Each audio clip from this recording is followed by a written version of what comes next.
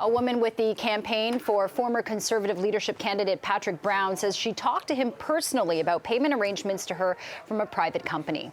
And joining us now to discuss this story is Adrian, editor-in-chief for the Toronto Sun. Adrian, good to have you on this morning to sort of dissect this, because this is something that's blown up in the last sort of 24 to 36 hours or so.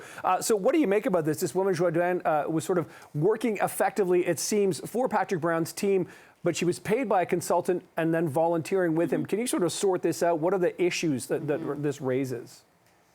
Well, good morning to you both. Yeah, this has sort of been evolving for the past few days since the leadership campaign dismissed Patrick Brown from the leadership race. There has been not a lot of detail provided, and so a lot of speculation has been swirling around. And now we have this whistleblower come forward and suggest that a company was paying for her to then volunteer on the Patrick Brown campaign.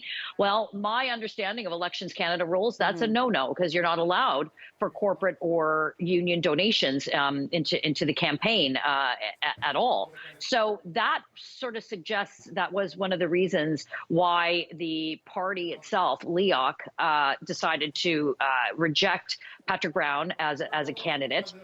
But the problem with all of this is we now have a he said, she said on much of this issue. We know that Mr. Brown has retained some very heavy hitters in terms of legal representation. So sadly, I think this might have to all be washed out in the courts. Unfortunately, there's there's also been speculation that this was another campaign that brought this forward. I think that this whistleblower coming forward puts all that to rest. It's really unfortunate for the Conservative Party right now. They have sold hundreds of thousands of memberships. The party has some momentum. I think the other leadership candidates would rather be talking about those positive things versus getting, drawn into this melodrama. Adrian, yeah, you mentioned, it's a he said, she said situation now. It looks like it might be going to the courts. We know that Patrick Brown and his team members are fighting back. They came out and spoke quite soon, after these allegations surfaced. So do you think that there's a chance he could be reinstated, or is basically, LEOC, they're saying, no, this is a done deal? Doesn't that kind of assume that they're taking the word of the alleged whistleblower in this case? It would appear so.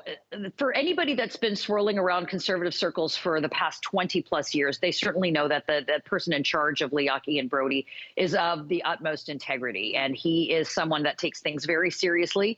The challenge that LEOC has is because they left such a communications vacuum, they didn't provide much detail. It's left so many people to speculate, and that's what we've had in the last sort of 48 hours. But that said, Mr. Brown's lawyers are going to get all of that information, the text messages, the emails. We've already seen their letter put forward to try to get that information. So one would hope that the party is on solid ground with their decision.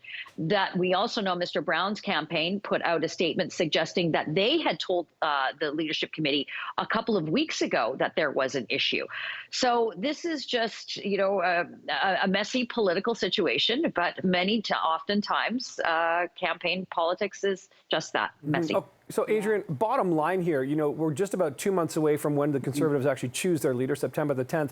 Who do you think Patrick Brown being out of the race really benefits? Is it Charest? Is it Poilievre? Is it some of the other candidates?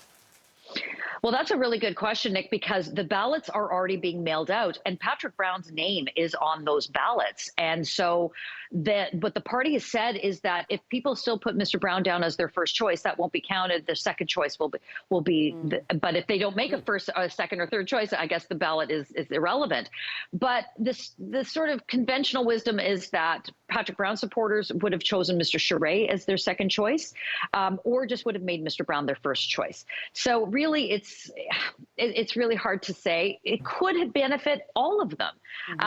There's going to be a lot of supporters from Mr. Poilievre that would have potentially supported Brown.